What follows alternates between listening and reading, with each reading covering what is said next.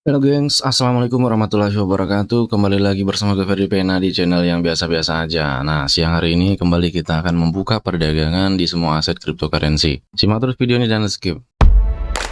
Jika kamu tidak mampu menahan lelahnya belajar, maka kamu harus siap menahan perihnya kebodohan.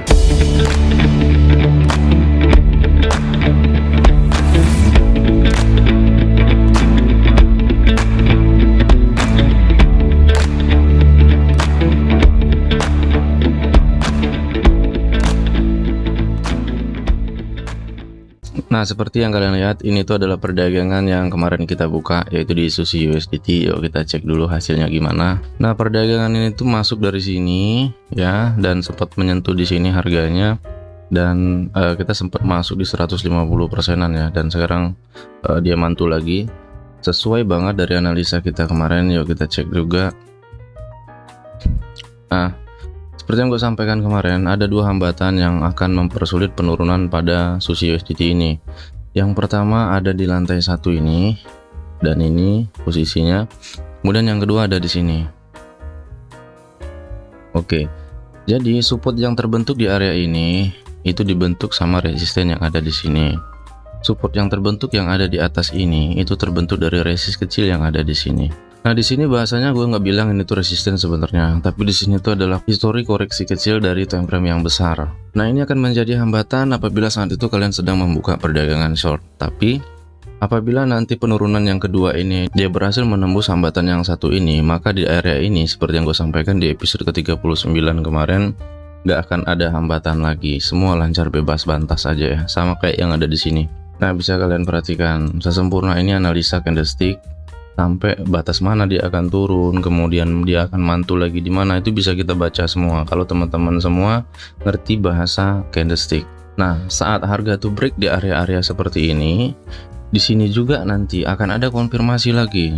Nah, kenapa di sini gue masih hold? Karena dua koreksi kecil yang ada di periode ini itu mengkonfirmasi signal penurunan yang gue dapatkan kemarin. Berarti dia mengkonfirmasi signal penurunan di time frame besar. Maka dari itu di sini gue masih tahan perdagangan ini. Nih, perhatiin. Jadi saat harga mulai turun seperti ini, kemudian di sini kena hambatan, kemudian dia naik dulu, ini udah positif di atas atap rumah haters ini. Tidak akan jebol lagi gitu loh. Jadi ini udah benar-benar menjadi titik tertingginya. Polanya itu nanti tuh bakal mirip banget sama kayak yang ini. Di sini kan ada dua resist toh. Di sini juga akan bikin dua resist. Nah, polanya akan seperti ini nanti.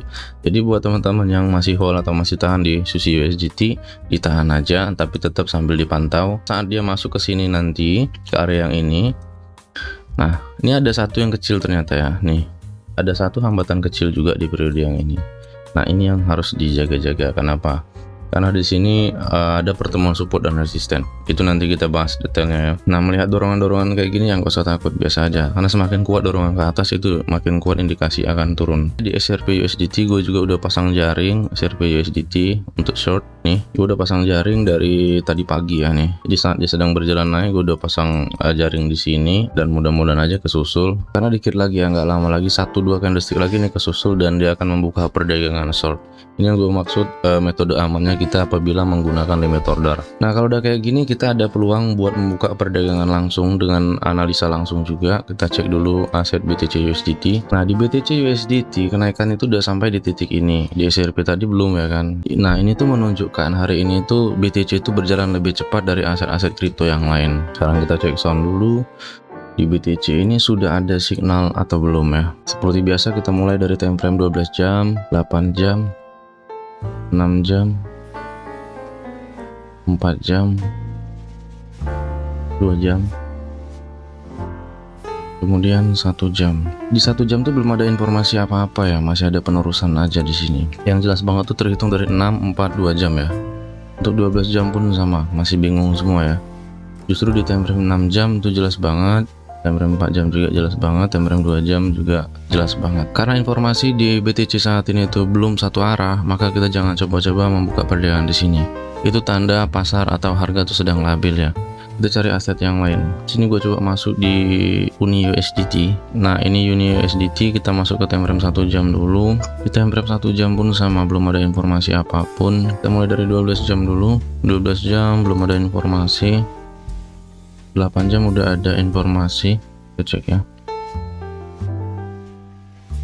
6 jam ada informasi, 4 jam informasi juga ada. Sepertinya sama kayak BTC USDT ya, informasinya masih ada penerusan di sini. Kita cari yang benar-benar ada peluang untuk kita eksekusi langsung ya. Kita masuk ke DAS USDT. Biasanya kalau time frame 1 jam udah keluar signal, maka di time frame besarnya itu pasti udah keluar juga. Jadi kuncinya itu di time frame 1 jam sebenarnya. Kita masuk FTM USDT, FTM USDT udah jelas banget. Kita masuk 12 jam lagi. 12 jam udah jelas, 8 jam juga cakep, 6 jam, 4 jam, 6 jam tadi ya,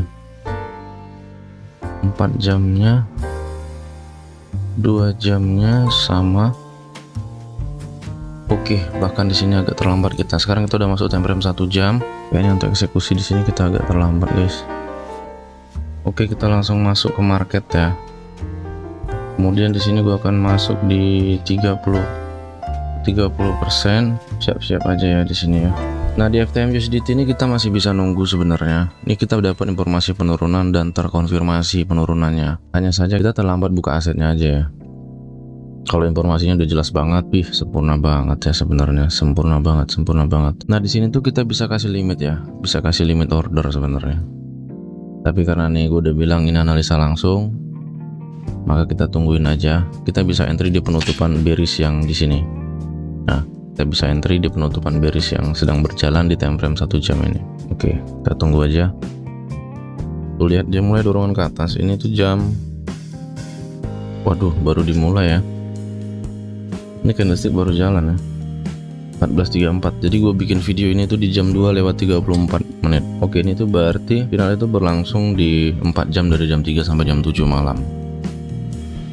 Kita tunggu sebentar, nanti setelah gue buka perdagangan baru gue jelaskan lagi ya. Karena kan teman-teman juga masih penasaran nih, analisa langsungnya itu dari mana. Ini yang perlu kalian kantongin informasinya. Buat para haters yang masih aktif di channel ini, teruskan ya, lanjutkan, kasih komentar-komentar yang lebih top Marco Top.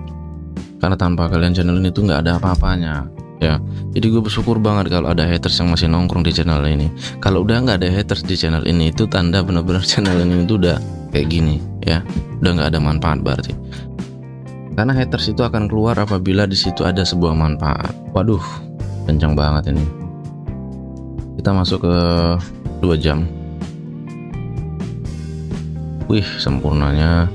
Ini andai kan tadi kita buka aset, posisi masih di bullish ini, dan ini kita bisa entry di penutupan ini atau bisa nyolong di titik ini, karena untuk pola chartnya juga pasti mendukung untuk kita membuka perdagangan di atas atap rumah haters tadi. Kali aja di 30 menitnya ada celah buat kita membuka perdagangan langsung. Takutnya kalau kita entry langsung saat ini, saat kita klik entry short, kemudian harga itu naik dulu setengah gini, maka kita nggak dapat titik entry yang ideal. Nah, ini salah satu tantangan buat trader, dimana kita harus menunggu pembentukan satu candlestick yang dibentuk 1 jam. Itu kan cukup lama ya. Tapi lebih baik kita santai tapi aman. Seperti yang gue bilang kemarin, trading itu harus aman dan nyaman ya. Jangan lupa kopi, jangan lupa udut ya.